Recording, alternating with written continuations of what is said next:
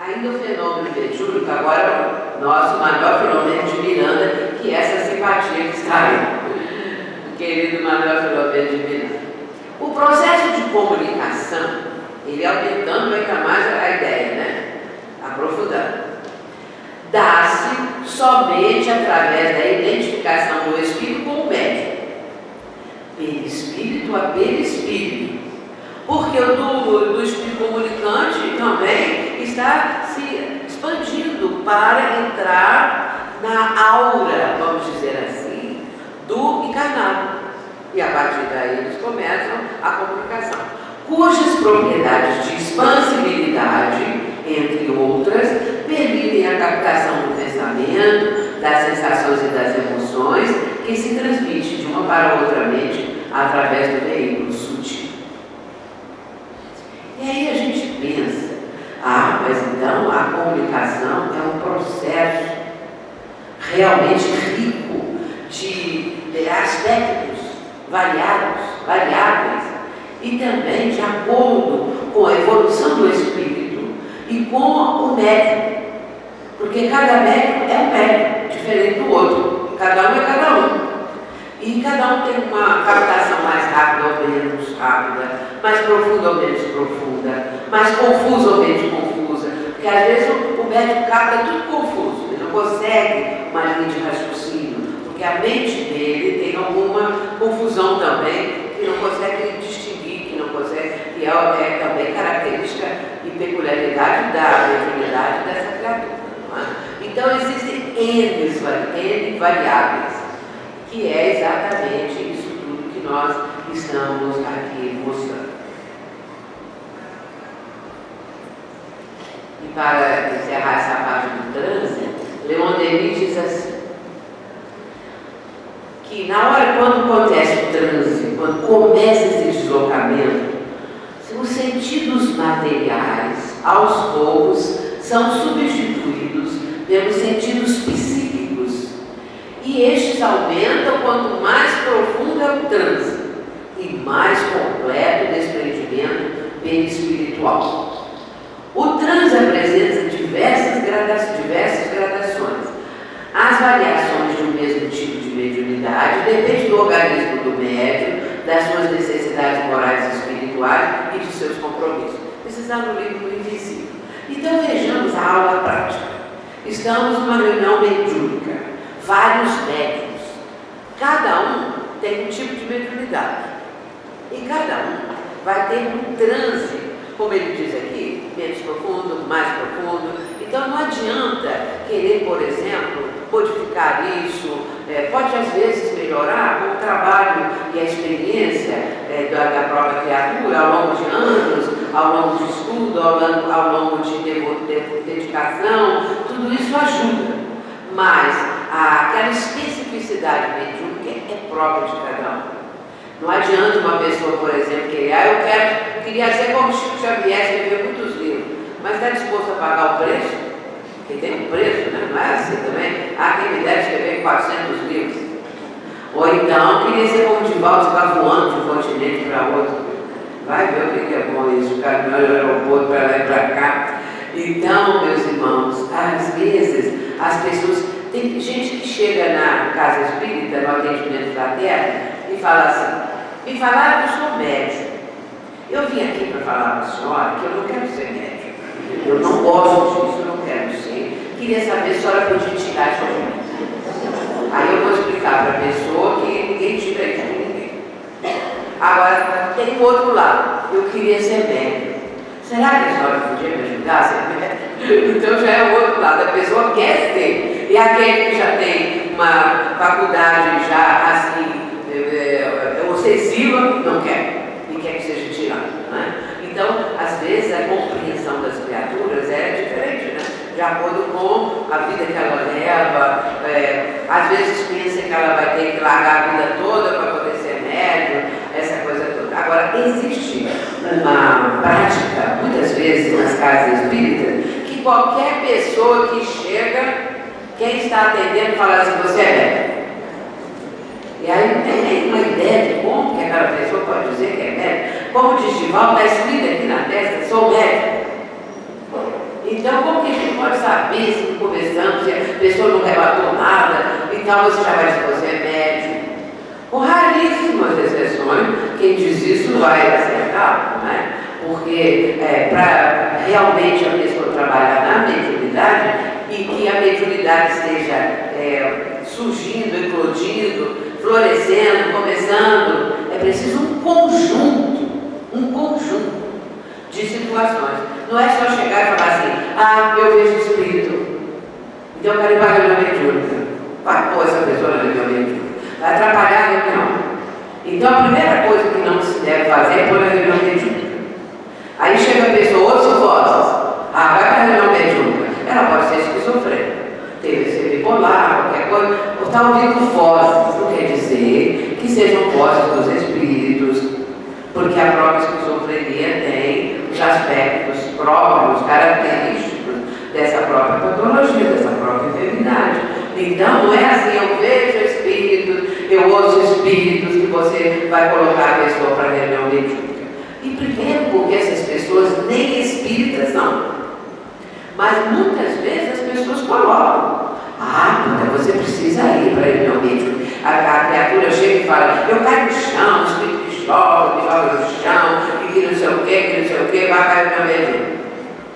Vai fazer o que lá? Vai cair também na reunião, ou então vai atrapalhar a reunião, não sabe concentrar, não sabe fazer coisa alguma, não é?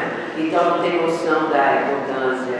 E aí com isso vai perturbar o trabalho. Além de ser também uma falta de caridade para com a pessoa, colocá-la no trabalho mediúnico sem que ela esteja preparada. Por quê? O que vai acontecer? A pessoa não está preparada, mas já começa a participar, está lá na reunião. Aqueles espíritos que ficam tentando de todas as formas perturbar os trabalhadores da mediunidade, olhando aquele que chegou ali, está que eles podem também começar a influenciar, perturbar essa coisa toda, e a pessoa não tem conhecimento, não tem ainda defesas específicas desse trabalho, e por isso tudo não devemos de maneira alguma levar a criatura para a reunião mediúnica. Reunião mediúnica é uma coisa muito séria, as pessoas precisam ter todo um processo de aprendizado. Mesmo que a pessoa chegue na casa espírita e diga que está caindo toda hora, que os espíritos já estão dominando, se manifestando, a revelia, mesmo que ela não queira, nem assim ela deve ir para a mediúnica. Porque é preciso, conversando com essa pessoa, orientá-la, ela deve fazer um tratamento de fluidoterapia, de passes, ela precisa entender o que é o processo, entender como controla, porque se não for obsessão, ela pode aprender a controlar. No meu livro Mediunidade, Caminho para Ser Feliz, eu trato desses detalhes todos. Como fazer com uma pessoa que chega na casa espírita e que já apresenta uma faculdade muito ostensiva. Tem jeito. E é preciso conhecer bem isso para ajudar melhor a pessoa. Ainda aqui agora, Joana de Ângeles, que fala que a mediunidade, que vige latente no organismo humano, aprimora-se com o contributo da consciência de responsabilidade e mediante a atenção que o exercício da sua função bem direcionada lhe conceda. Ultimamente nós temos visto que existe uma dificuldade muito grande para que as reuniões mediúnicas façam esse tipo de seleção, como começar uma reunião mediúnica, assim convida um, convida outro, vamos fazer uma reunião mediúnica. É claro que é preciso, isso já está sendo muito bem explicado através de livros, através das apostilas da FEB e tudo mais, muito bem explicado como se deve fazer. Começar com uma reunião de estudos, com um grupo que depois vai ficando cada vez mais experiente, amadurecendo, o estudo sobre a mediunidade, o que é mediunidade, como fazer para controlar, porque colocar um médico totalmente inexperiente vai atrapalhar a vida dele, né? E também não se consegue formar um grupo mediúnico nessas condições. Tudo tem um fator de separação. Vamos passar para a parte da obsessão, primeiramente mencionando aqui a questão da sintonia e da captação. É muito comum falarmos essas duas expressões, esses dois termos. Sintonizar, captar, mas o que é isso? Como sintonizamos, como captamos? Então vamos ver. A sintonia é o estado de quem se encontra em harmonia com o meio. É um acordo mútuo, uma reciprocidade. E isso nos mostra o sonar, é claro. Vejamos agora captar, atrair, apreender, compreender. Muito bem, então, se nós estamos sintonizados com um grupo, com uma pessoa, é claro que nós estamos em harmonia com essa pessoa. Nós nos damos bem, nós nos afinizamos com essa criatura, ou com o grupo, ou local onde trabalhamos, alguma coisa na nossa vida. Captar é compreender, atrair, alguma coisa também que está no ar, alguma vibração, algum tipo de coisa, nós usamos essa palavra, não é? Esse termo, captar. Com a aproximação de entidades sofredoras, o que acontece numa reunião mediúnica? Estão ali os médios, geralmente vários, né? Mais de um, ou dois, ou três, estão os médios e as entidades sofredoras. Aí vamos fazer um pequeno parênteses. Existe aquela ideia que o médium, existe essa ideia que o médium deve só receber guia e não o espírito sofredor. E aí a gente sabe que não é assim, é o contrário. O importante é dar facilidade aos espíritos sofredores, porque é o treinamento. E é também a possibilidade de ajudarmos, de aprendermos com esses nossos irmãos, porque eles nos ensinam muito. O fato de ouvirmos o que eles têm a dizer, o pranto que eles estão apresentando, choram, se desesperam, estão sofrendo, tudo isso nos enternece, nos sensibiliza, apura o nosso sentimento, afina a nossa vibração. E isso, para o médium, é um enriquecimento muito grande. E aí vem uma pergunta assim: o médium sofre? Se ele está dando passividade a uma entidade sofredora, ele sofre também. O espírito fala assim que levou um tiro na cabeça, e aí o médium, como é que fica? O médium sofre. O médium pode captar um pouco desse mal-estar, dessa dor que a pessoa apresenta, mas é claro que não é a dor do tiro, porque senão ninguém vai querer mais trabalhar na mediunidade. Nós temos uma sensação que está dolorida a região que o espírito está falando. Então, o médium muitas vezes fica com medo de dar facilidade a um espírito suicida, por exemplo, que se jogou do ar do alto do prédio, que se jogou debaixo das rodas de um trem. Por quê? Porque é muito sofrimento, é muito isso, é muito aquilo. E agora Joana de Ângeles lançou, de Paulo lançou uma mensagem, publicou, vamos dizer assim, publicou uma mensagem que saiu no próprio livro da Mansão, da Leal, que é a revista Presença Espírita. E essa mensagem de Joana está lá falando a respeito de mediunidade. E ela diz que um trabalho magnífico que o médium realiza e que vai ajudar muito o espírito sofredor, quando o médium dá passividade ao espírito que está sofrendo, ele está dividindo a dor do espírito com ele. Mas não é meio a meio propriamente. Ele está captando uma parte daquele sofrimento e suavizando o do espírito sofredor. Portanto, essa é uma bênção. Eu que comecei muito cedo, como foi dito aqui, com mais de 50 anos, ininterruptos de trabalho mediúnico, é claro que essa situação do espírito que está sofrendo, e quando eu dou essa passividade, eu sinto a repercussão daquela dor, mas não é a dor propriamente. Eu posso ficar, minha cabeça está doendo, eu posso até pensar assim. Eu posso pensar, meu estômago está doendo, porque ele levou uma facada na barriga ou qualquer coisa assim, não é? Foi atropelado, caiu das alturas e tal. Então a gente sente aquela repercussão. mas não propriamente a dor. E só o fato de estarmos dando passividade a essa criatura, nós estamos suavizando a dor que ela sente. É isso que João está dizendo. Que nós estamos dividindo com aquela criatura a dor que ela apresenta. E esse é um trabalho, meus irmãos, de caridade, um trabalho de amor ao próximo. Por isso, quanto mais o espírito sofredor vier e nós dermos passividade, é melhor, é bom. Porque isso é uma caridade. Fora da caridade não há salvação. Nós temos N situações para fazermos a caridade no campo físico e no campo espiritual.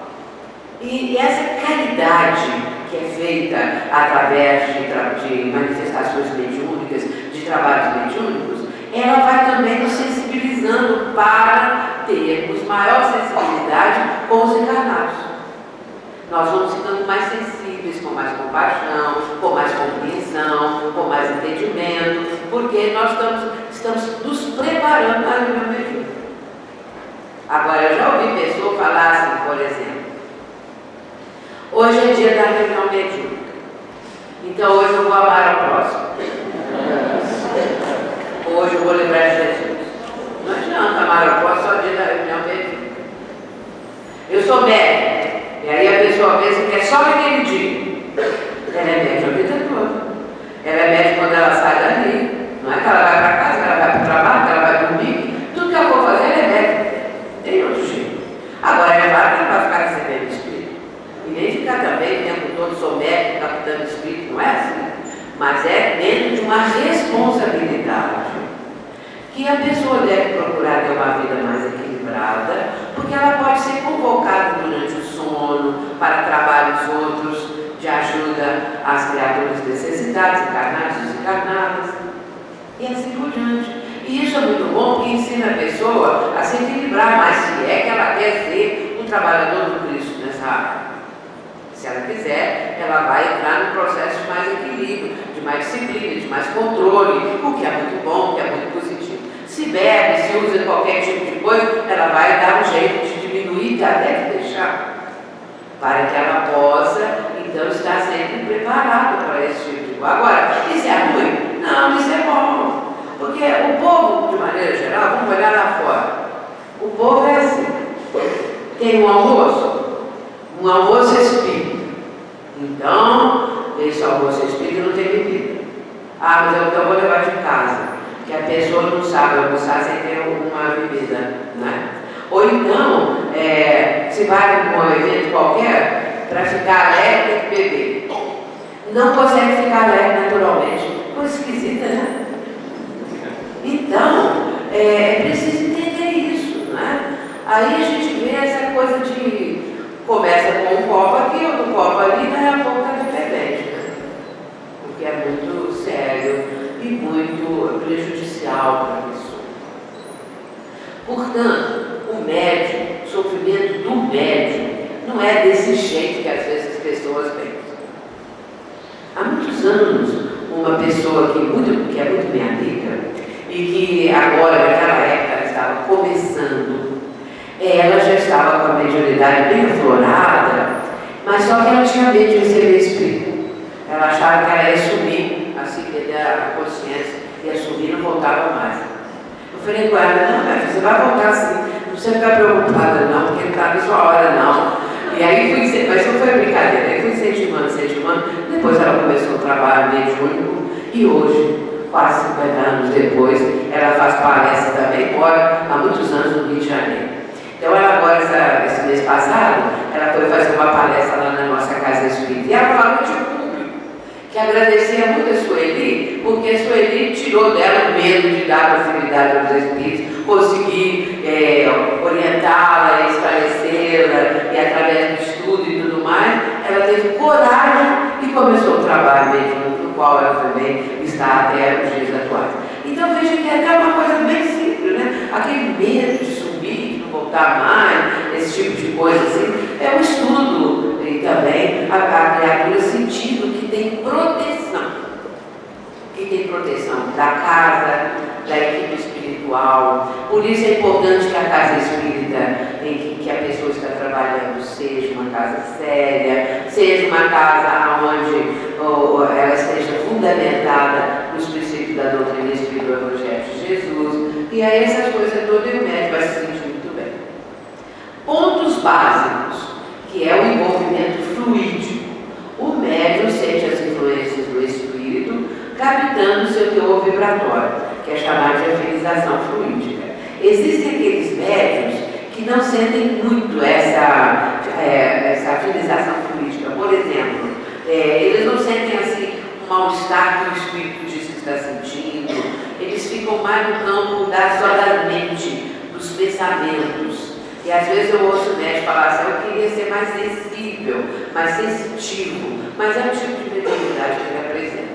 Portanto, pode acontecer que o médico dê uma mensagem muito bem, tanto de espírito sofredor quanto de espíritos amigos, e só desse tipo de captar pensamento. E aqueles outros que sentem um envolvimento. Esse envolvimento é a captação dos fluidos do espírito comunicante que ficam na afinização com os do médium, perispírito a perispírito. Que isso, então, são especificidades mediúnicas.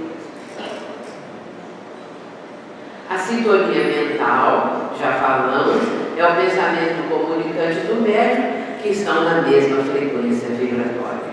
É claro que para receber espíritos mais elevados é preciso um padrão vibratório também mais elevado. E aí vamos esclarecer um ponto.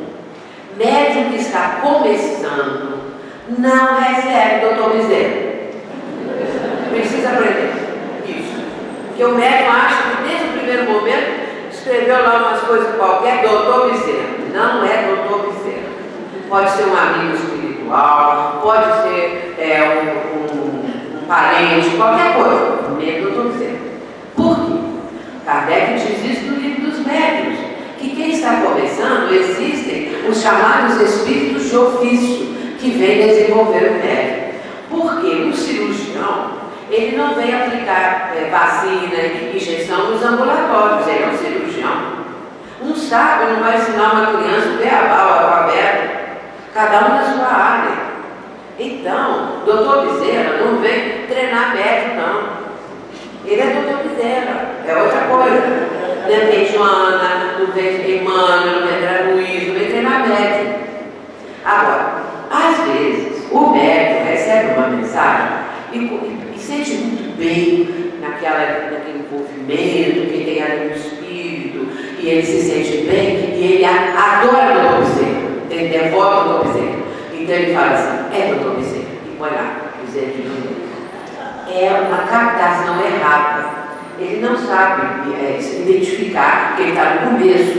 Então é um espírito bom. E como ele nunca sentiu aquela vibração assim tão boa, tão, vamos dizer, amorosa, que ele pensa que é doutor Bezerra. Mas pode ser o seu próprio mentor espiritual, pode ser algum espírito amigo, pode ser um parente, qualquer coisa assim. Mas ele não sabe identificar. Então ele não faz por mal. Ele não faz com segunda intenção, só que ele pensa que é, porque ele nunca estudou. Quando a pessoa estuda, vai ficar sabendo que cada um na sua área, cada um na sua faixa. Então, quem tem doutorado não vai ficar na escola ensinando as crianças. E assim vai por aí afora, cada um, o general não vem treinar um recruta. E o doutor Bezerra é mais que general, né, gente? Então, não vem treinar de maneira nenhuma. É preciso esse entendimento. Certa vez chegou lá na nossa casa espírita uma moça que devia ter no máximo 18, 19 anos. E falaram assim: Sueli, tem uma moça que quer conversar com você, que eu fico lá no atendimento fraterno, né? Então, ela queria conversar comigo. Tudo bem, veio a moça. Ela trazia vários envelopes grandes, uma pasta. E aí falou comigo assim: eu queria falar com a senhora, eu nem sabia meu nome direito, mas perguntou, eu falei, perguntei o nome dela, aquela coisa toda. Eu vim falar com a senhora, porque me falaram que é para eu vir aqui, que eu quero mostrar minhas mensagens que eu estou psicografando. E essas mensagens que eu trouxe aqui são de Allan Kardec. com a mensagem de Allan Kardec. Ela tirou mais 50 mensagens, daquelas envelopes, daquelas pastas, botando assim. Kardec fazendo poesia. Kardec fazendo poesia, tudo de pé quebrado. Então eu fiquei sem jeito. Eu falei, eu tenho que falar com ela, né? Mas eu tenho que falar, porque não tem outro jeito. Ela está completamente iludida. Isso é um espírito mistificador, um espírito fascinador. Como ela não conhece nada, ela pensa em Allan Kardec. E aí eu falei com ela, expliquei, olha, deixa eu te falar uma coisa, e tal. E Allan Kardec é o codificador do espiritismo e tudo. Então, Allan Kardec nunca foi poeta. E aí por isso esses poetas, esses poemas devem ser de outro espírito. E fui falando, ela ficou com raiva.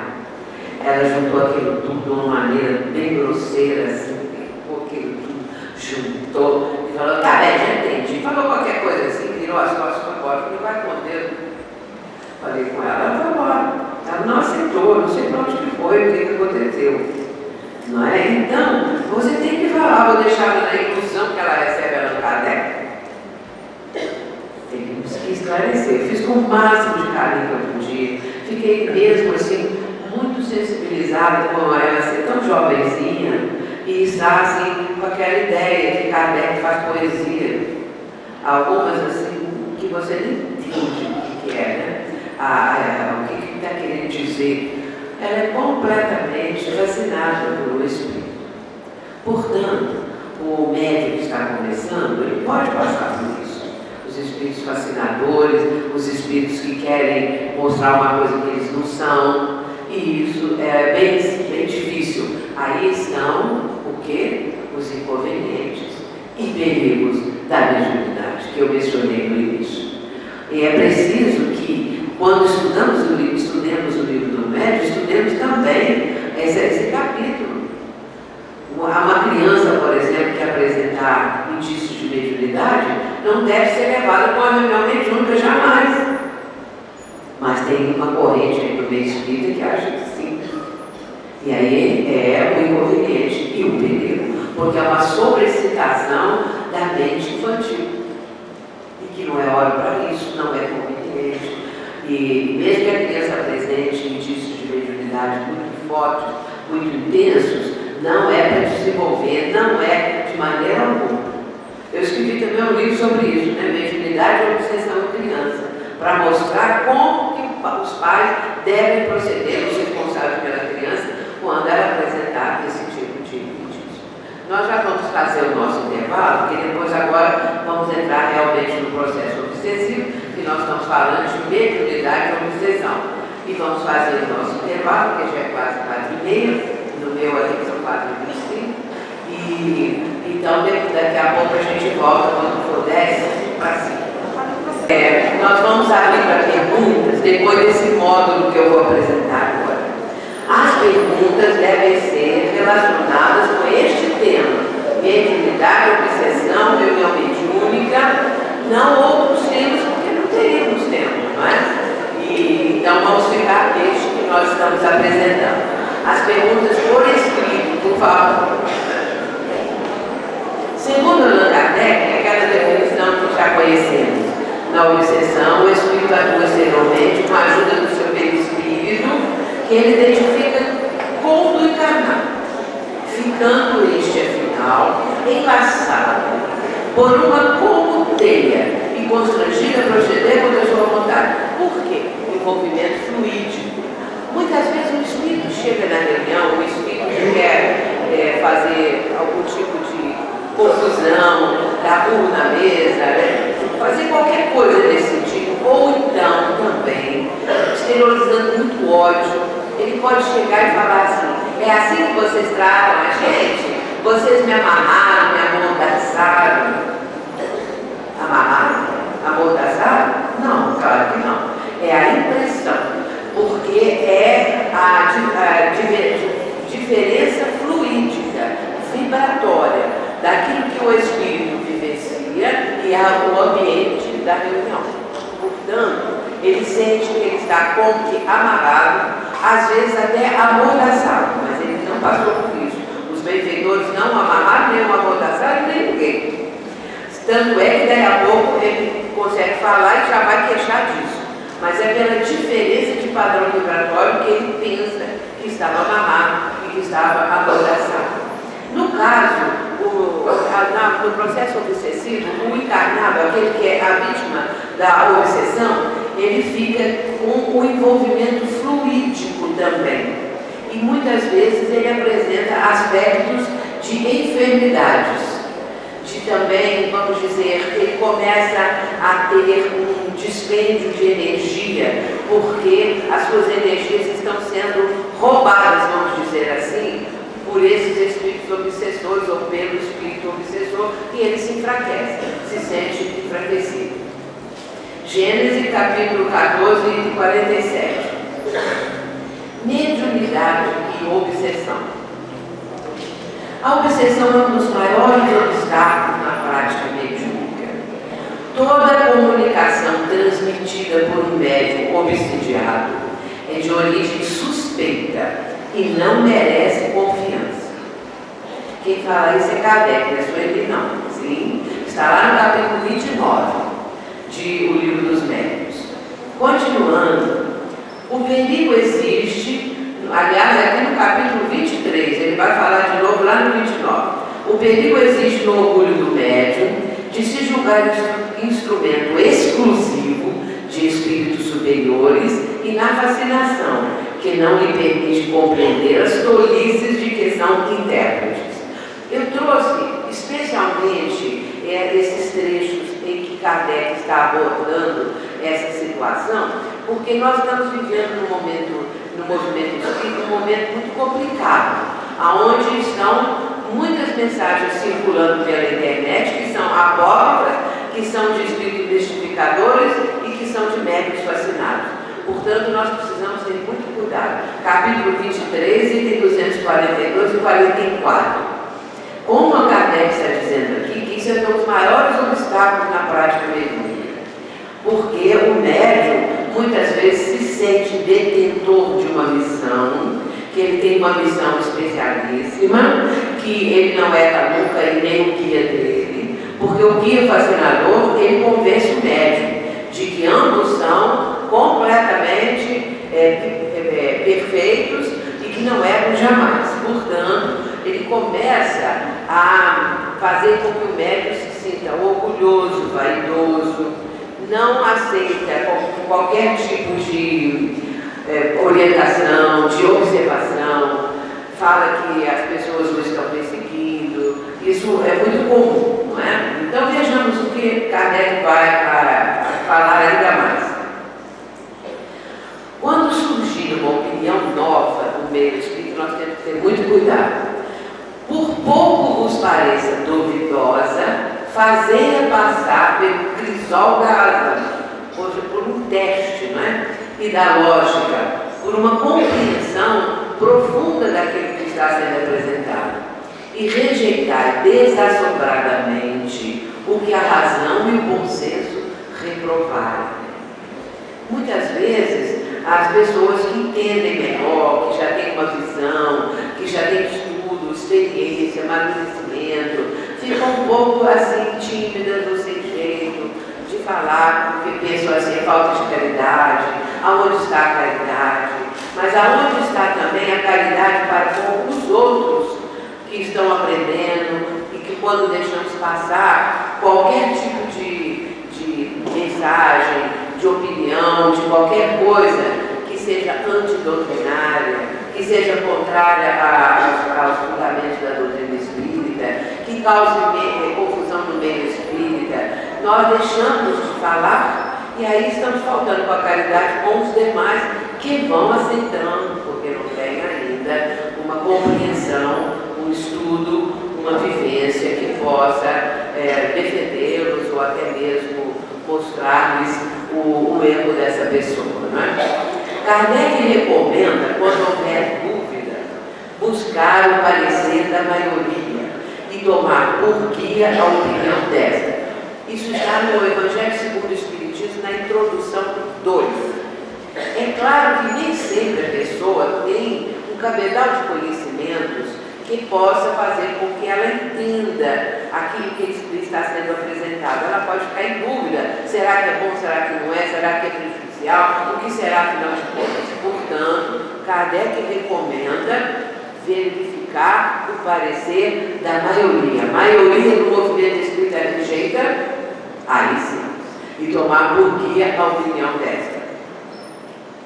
E que nós vemos que isso significa que essa maioria, ela tem a visão da coisa, ela tem a experiência, ela tem as condições para entender o que é aquilo que está sendo apresentado.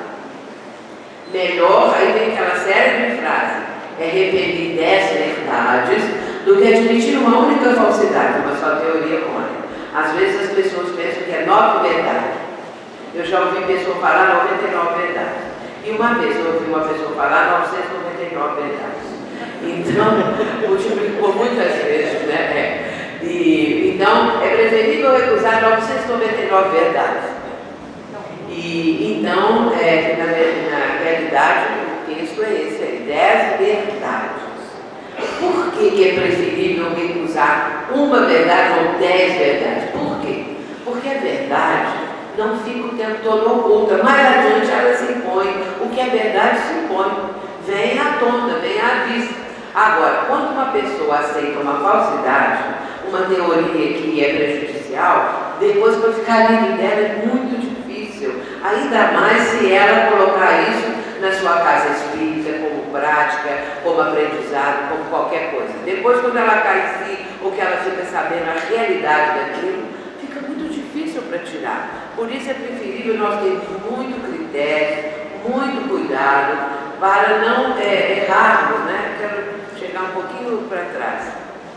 E isso é Erasto, que era um dos trabalhadores, seguidores de Paulo Apóstolo. Erasto era seguidor de Paulo. Isso está também no capítulo 20 de O Livro dos Médiuns.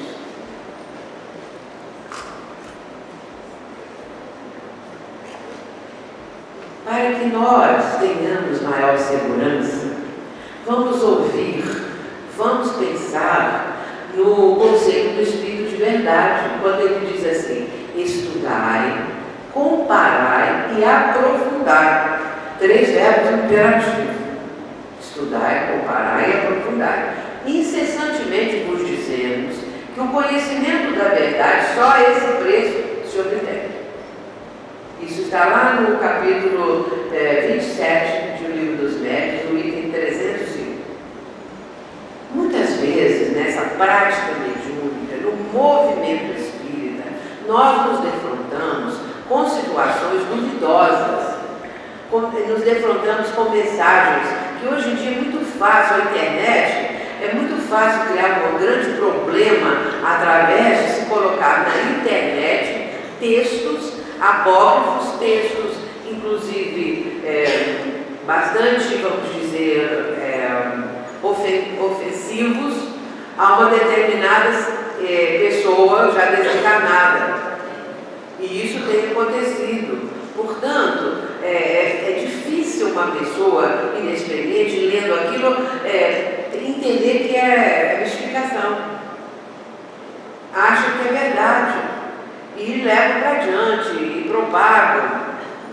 E as coisas ficam muito complicadas.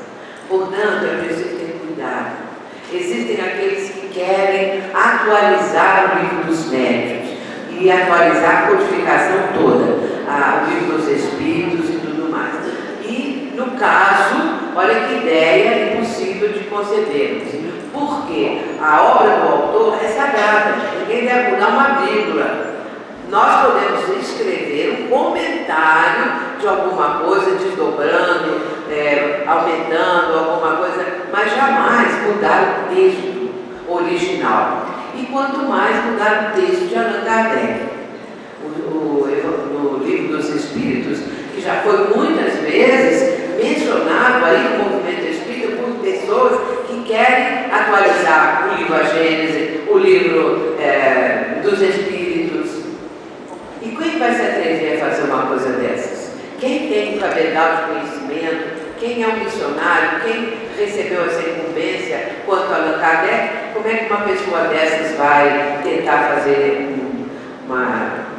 vamos dizer, uma coisa assim tão insana de modificar um texto que é a base da doutrina espírita? Mas isso, meus irmãos, são as influências negativas desses nossos irmãos obsessores. Nas reuniões mediúnicas é muito frequente a participação, a comunicação de espíritos que estão perturbando o movimento espírita, seja no âmbito de casa espírita, seja no âmbito das federativas. E esse trabalho de esclarecimento dessas entidades é um trabalho muito importante. Há poucas semanas, 2 semanas atrás, nós tivemos um irmão nosso assim, com esse propósito. Que às vezes há um espaço, não é toda semana, mas há um espaço, de repente vem mais um para poder falar as coisas, e ele era muito inteligente, e o dirigente da nossa reunião é uma pessoa que trabalha comigo já há mais de 30 anos. Nós começamos há muitos anos atrás. O pai dele era o dirigente da reunião, e ele também depois foi assumindo ser o substituto do pai. Depois o pai desencarnou e ele ficou sendo o dirigente da nossa reunião. Eu ainda não vi um doutrinador melhor que aquele. Então, ele tem os argumentos porque conhece profundamente o Espiritismo, conhece profundamente o Evangelho de Jesus, porque em certos momentos, aquilo que o Espírito precisa é ouvir uma frase de Jesus, é ouvir alguma coisa relacionada com o Mestre. Entretanto, também temos que ter critério e cuidado. Eu também já vi doutrinador, ou esclarecedor, ou dialogador, que não me tem. Eu já ouvi falando com o Espírito assim: pense em Jesus, meu irmão. E o Espírito está lá esbravejando, falando uma coisa: pense em Jesus, meu irmão. Ele lá quer pensar em Jesus. Ele não quer pensar em Jesus. A frase que nunca se deve dizer é essa: pense em Jesus, meu irmão. Ou então vai também falar assim: meu irmão, pensa na sua mãezinha. Aí o Espírito vai falar: porque ela era pior que eu. E já falou, já aconteceu. Então nem toda mãe é mãezinha, como às vezes pode se pensar, aquela mãezinha terra, aquela mãezinha elevada. Temos que ter cuidado.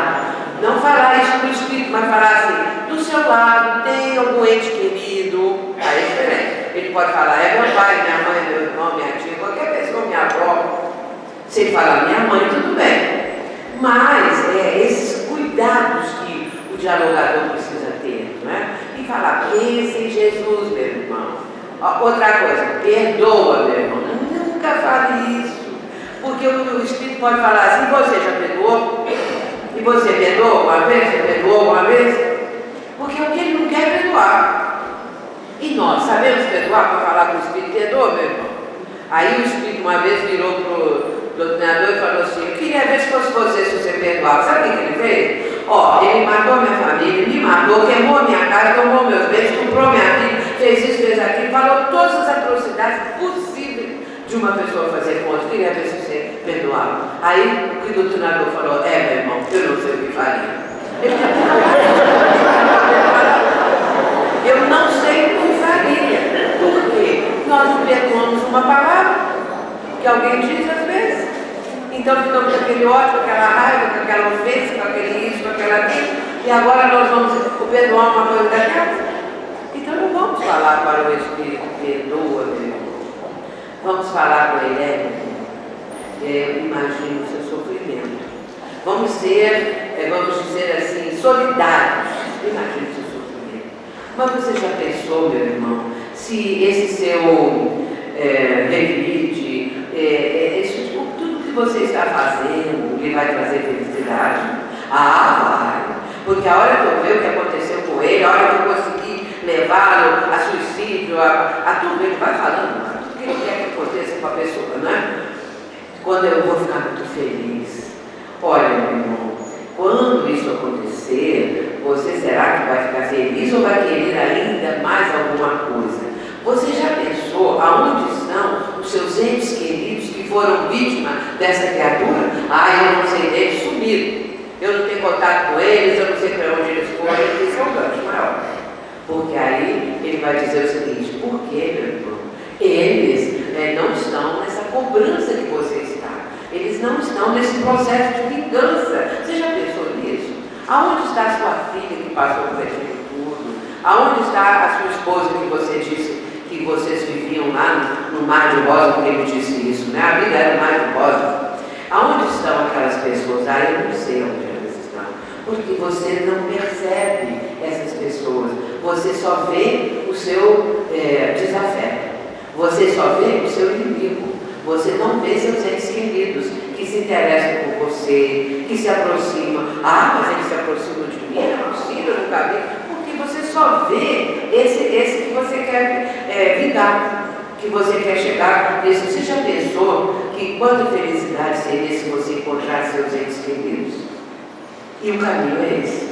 Então ele vai conversando e mostrando para o Espírito que a escolha dele para ser feliz não é propriamente aquela. Ele precisa perdoar, ele precisa pensar em Jesus, ele tem que mudar de forma de agir, né? Começar a entender que felicidade não é aquilo. É ele encontrar os entes queridos, é ele compreender que os seus familiares, os que passaram o que ele passou, perdoaram, estão noutra visão da coisa, noutro entendimento. E você não quer se aproximar deles? Então é isso que é o caminho para chegar ao coração dessa criatura. E aos poucos isso vai acontecendo. Agora, o Espírito que muitas vezes vem falando do Espiritismo, falando mal dos espíritas, essa coisa toda, então nesse caso também há todo um processo de encaminhamento do diálogo. E não é o doutrinador mandar o espírito embora logo, fazer o espírito dormir, conversar com ele. É mostrar que aquele caminho que ele está trilhando não lhe traz felicidade. Pelo contrário, só mais dores, mais sofrimentos, mais problemas, essa coisa toda. E muitas vezes eles usam de certos sofismas.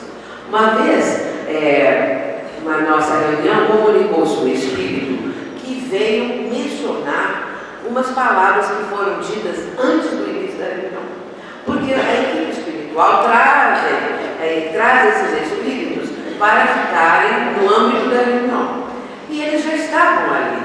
E aconteceu que chegou um companheiro da reunião e falou assim para os demais que eles já estavam: hoje eu vou pedir por mim, que eu passei por um grande sofrimento nessa semana. Daí a pouco chegou uma outra e falou assim: hoje eu quero fazer uma oração, alguma coisa para mim, porque eu tive também um problema muito grave. 3 pessoas chegaram falando de sofrimento.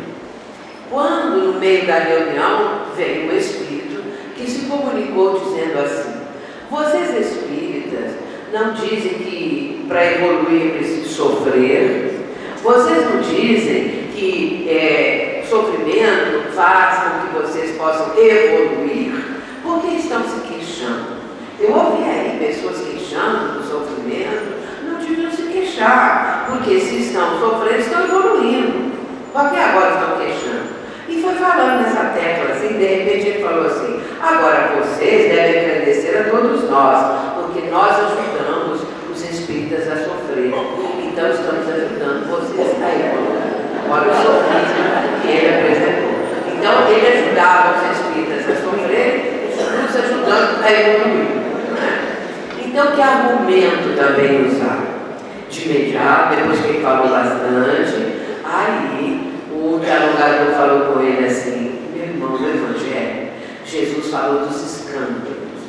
Que o escândalo é necessário, mas ai daquele que promove o escândalo.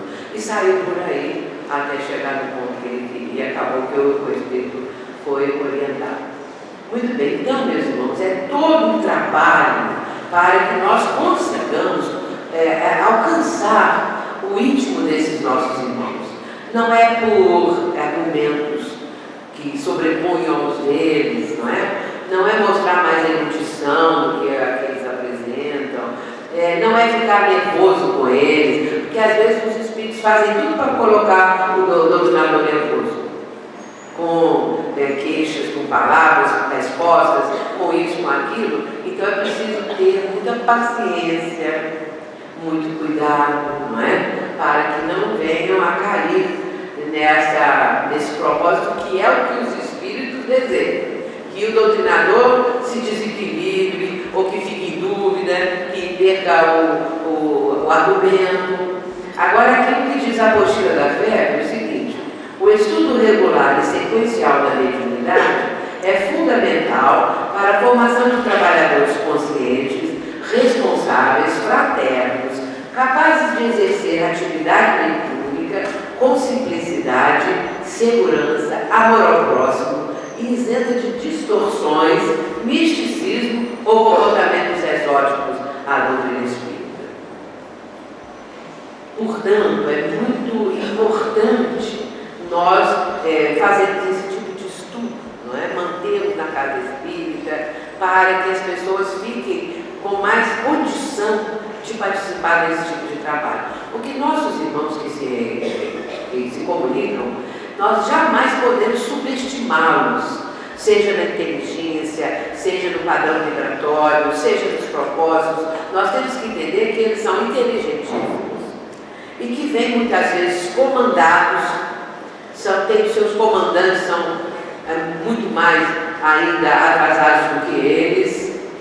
Tudo isso acontece e muitas vezes eles estão falando com o doutrinador que eles não podem, por exemplo, aderir àquilo que o doutrinador está propondo, deixar de lado o processo obsessivo que estão realizando por causa dos comandantes, por causa dos chefes, porque os chefes vão persegui-los. E aí, é claro que o doutrinador vai dizer: mas aqui, meu irmão, você está seguro, porque aqui é a casa de Jesus, e Jesus nos está envolvendo com o seu amor. Eles não vão alcançá-lo se você quiser ficar para pensar um pouco mais, para conversar com os mentores dessa casa, que você disse que enxergou, que às vezes ele fala que está vendo, né? Essa coisa toda. Então é acabar indo por aí, não é? Um tipo de argumentação. As qualidades que atraem os bons espíritos está lá no livro dos médiuns, que é a bondade, benevolência, simplicidade de coração, amor ao próximo e desprendimento das coisas materiais. O que é um pouco difícil para as pessoas, porque as pessoas às vezes são muito agarradas às coisas materiais. Os grandes mentores, os grandes vultos orientais, do Oriente, recomendam o desprendimento das coisas materiais. E muito mais ainda, o desprendimento das pessoas, o que é mais difícil. Porque desprender de uma coisa material a gente já consegue. Agora, desprender de um filho, de uma pessoa que nós amamos e que não sei o quê, aí é mais difícil. Não é? Mas tudo isso é aprendizado. Joana de Ângeles diz assim: a mediunidade, dignificada pelo conhecimento do Espiritismo, transforma-se em instrumento de autoiluminação que deve ser colocado a serviço do bem geral. Não te deixes confundir pelas opiniões desencontradas que enxameiam toda a parte, procurando sempre as fontes da doutrina espírita, para esclarecer-te, e o Evangelho de Jesus, para tomar como roteiro de conduta. Porque o que existe de opinião desencontrada por aí, existem grupos que se formaram. De repente, eu fui abrir lá um grupo no Facebook, porque eu vi, agora esqueci o título que eles têm, mas é um título espírita, eu agora esqueci. Quando eu abri, a finalidade desse grupo é falar mal de Chico Xavier. E tudo que Chico Xavier fez foi ele que vetou, que ele era levado por um espírito mistificador. Mas eu não consegui ler. Eu consegui, quando eu falei: gente, eu não acredito. O grupo se dedica deve ser até de outra âmbito do cristianismo, né? E faz isso para destruir a imagem do Chico Xavier para com aquelas pessoas que não conhecem, que estão em dúvida. E aí, então é isso, né? Era tudo fingimento e vai por aí afora. No livro da Joana Vitória sobre a depressão, nós estamos caminhando para o final, que nós vamos abrir para a pergunta. Já tem pergunta? Tem, né? Jamais esquecesse de que a mediunidade deve ser considerada como um instrumento santo, aquela frase de Kardec no início, e que santamente deve ser utilizada. Jesus, na condição de médium de Deus, viveu integralmente tudo quanto nos ensinou a todos, a fim de buscarmos a glória celestial. Isso está no livro Jesus e Vida. E Kardec vai nos dizer o seguinte: como intérprete do ensino dos Espíritos, tem os méritos de desempenhar importante papel na transformação moral que se opera.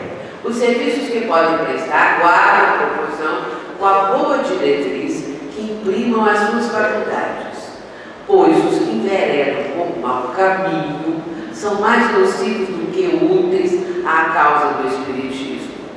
Nós sabemos o quanto de belo, de importante existe numa prática mediúnica bem orientada, um médium que esteja trabalhando em favor do próximo, de amar ao próximo como o mestre nos ensinou, de fazer da sua faculdade mediúnica um propósito de servir ao Cristo realmente.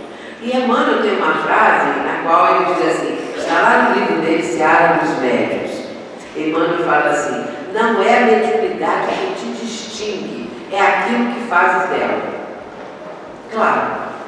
Aliás, precisamos ler os livros do Chico, hein? Esses livros de estudo que estão deixando para trás. Não é só a codificação que às vezes fica meio que de lado, mas até a obra de Chico Xavier, porque existem tantos livros novos surgindo com tantas inovações, com tantas ideias esquisitas, se a gente for olhar, não é? Tem as pessoas e romances e livro de auto só. Vocês vão ver, os romances é sempre a mesma coisa. Os livros só sempre estão dizendo as mesmas coisas, ou então novidades completamente distorcidas, completamente despropositadas, que a gente vê que é própria de espíritos mistificadores, não é? Então nós temos que ter essa visão de fazer como uso da nossa faculdade mediúnica o bem, o amor ao próximo, o desprendimento, não é? Porque aí o médium ele vai se devotar a isso. E às vezes, para que isso aconteça, ele tem que realizar a sua transformação moral, uma mudança. Porque uma reunião mediúnica, para que ela cresça em produtividade, é preciso que as pessoas que a integram se melhorem, se transformem em pessoas melhores. Porque a reunião ela só vai crescer na medida em que os participantes cresçam também. O desenvolvimento mediúnico, ele é feito muito mais fora da reunião mediúnica, no dia a dia das pessoas, do que dentro da reunião mediúnica. Porque é lá fora que a pessoa vai viver, é lá fora que ela vai mostrar se ela vive realmente os preceitos da doutrina ou se é só da boca para fora. Então, nosso desenvolvimento é lá fora. E aí, quanto mais nós desenvolvemos e nos tornamos pessoas melhores, mais nós trazemos este nosso progresso para dentro da reunião. E aí, o que acontece? A espiritualidade começa a trazer trabalhos mais difíceis, trabalhos que vão atender a maior número de pessoas, maior número de espíritos. Não é também trabalho, por exemplo, numa reunião vão passar 200 espíritos de uma vez só para todos serem beneficiados. Quem somos nós para fazer uma coisa dessa? Nem Jesus chamou uma multidão, vamos passar aqui todo mundo, 1 milhão de pessoas, meia dúzia de pessoas. Não era assim. Então, nós temos que entender que quando o Espírito se comunica na reunião e conversa e é encaminhado, isso é importantíssimo. É mais importante do que passar 200 que a gente nem sabe o que aconteceu com eles. Estão transformados? Bom, pode ser que estejam achando isso, tenho essa opinião. Falando com todo carinho, mas com entusiasmo. Por quê? Nós temos que entender que quando o Espírito se comunica, ele está transformado quando ele sai dali. Então, é porque nós não queremos número, nós queremos qualidade. Nós não queremos quantidade. Jesus nos ensinou qualidade. E é o que a doutrina espírita nos propõe. Então nós não temos que correr muito, nós não temos que isso, nós não temos que aquilo. Nós temos que nos aprimorar para atender melhor o nosso próximo, para entender as dores do nosso próximo. Então é isso que nós temos que fazer, que é o nosso papel e que nos está sendo proposto, não é? Então, meus irmãos, agora nós vamos parar aqui e vamos fazer as perguntas.